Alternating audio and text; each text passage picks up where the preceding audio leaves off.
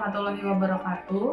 Perkenalkan, saya Bu Anis Khairunisa Aljiad sebagai guru Bahasa Indonesia di SMA Negeri 3 Kota Bekasi.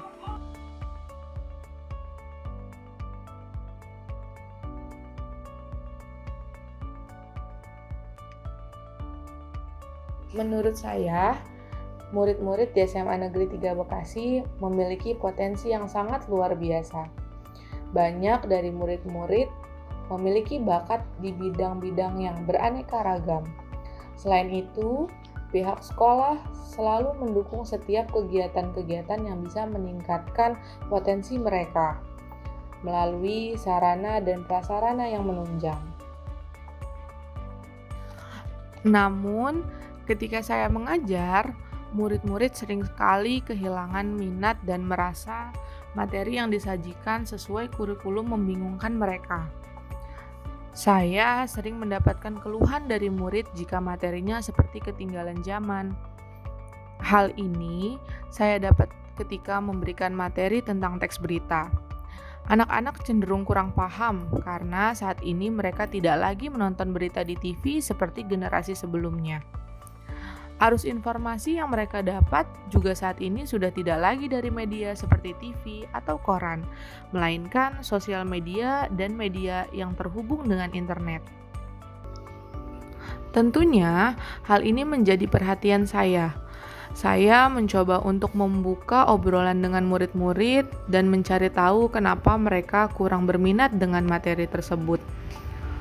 Lalu saya mencoba untuk mengidentifikasi dan menganalisis.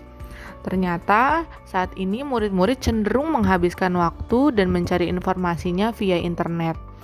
Atau juga media-media lama seperti TV dan koran sudah jarang bahkan tidak tersentuh sama sekali. Hal ini membuat anak-anak tidak paham dan bingung dengan tujuan membuat teks berita.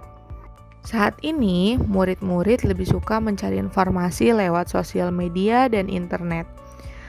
Mereka tinggal membuka smartphone yang mereka miliki untuk mencari informasi yang mereka butuhkan.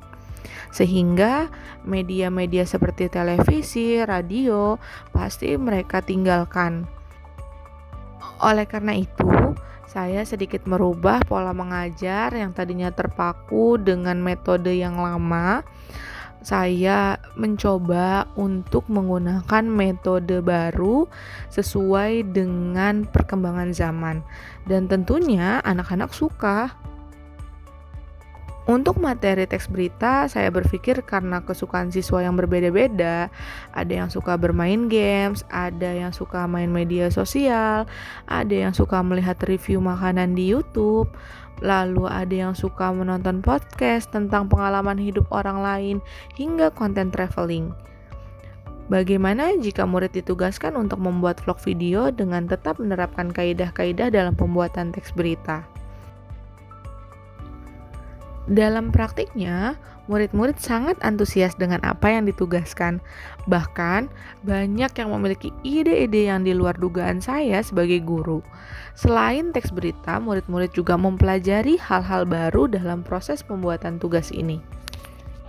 Berita itu kita sempat disuruh buat vlog, benar ya. Dan cukup menyenangkan sih menurut aku karena sebelum-sebelumnya kita belum pernah dikasih tugas buat nge-vlog, terus kayak dari pelajaran bahasa Indonesia Bu Adis kasih kita pelajaran buat nge-vlog, review tempat, pergi ke satu destinasi, terus kita cari tahu tentang tempatnya, kita riset gimana, dan itu seru banget sih menurut aku. Kalau dari kamu gimana? Sama sih, karena aku nih pribadi yang suka jalan-jalan ya, jadi waktu kedengeran kalau Bu Anis tuh ngasih tugas vlog tuh rasanya seneng banget gitu, karena kita juga pengen keluar kan. Dengan begini, pembelajaran yang tadinya mereka kurang sukai, mereka jadi suka dan sangat minat dalam pembelajaran.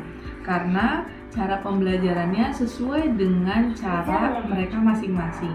Maka dari itu, kita sebagai guru kadang harus perlu memperhatikan apa yang mereka sukai sehingga bisa kita aplikasikan dalam pembelajaran dan juga pembelajaran bisa menjadi asyik dan menyenangkan.